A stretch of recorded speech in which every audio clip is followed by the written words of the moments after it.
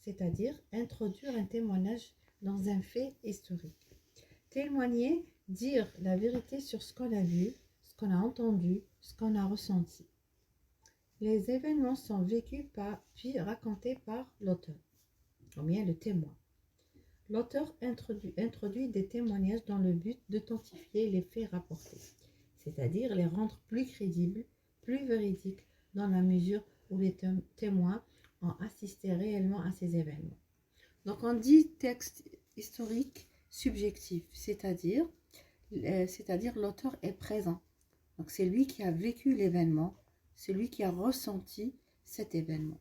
Donc les marques de subjectivité sont soit on retrouve le pronom personnel je ou nous, ou bien moi, selon moi, etc.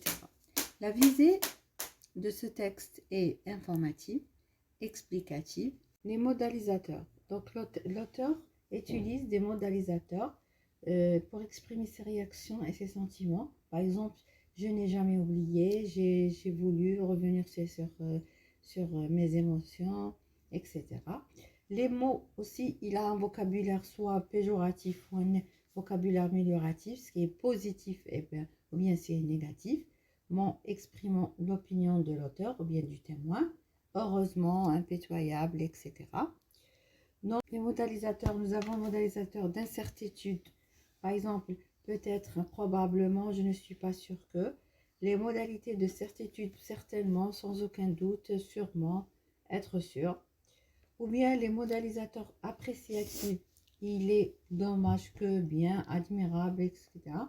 Vous avez aussi les discours rapportés, par exemple des propos rapportés directement ou indirectement. Ici, on doit utiliser le discours direct, discours indirect. La base du récit, c'est l'imparfait ou bien le passé simple. Donc, le passé simple sert à désigner les actions des personnages. Les actions au passé simple surviennent à tout à coup et sont achevées. Elles sont parfois accompagnées d'un indicateur de temps. Par exemple, soudain, pendant, au long, au longtemps, etc.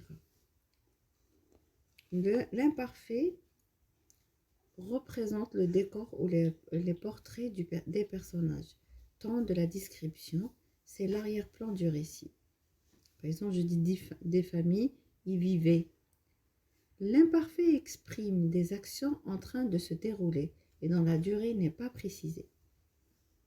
Pour raconter au passé, le présent de l'indicatif est utilisé comme présent de narration ou présent historique, afin de réactualiser les événements du passé et les rendre plus vivants, comme s'ils se déroulaient sous nos yeux.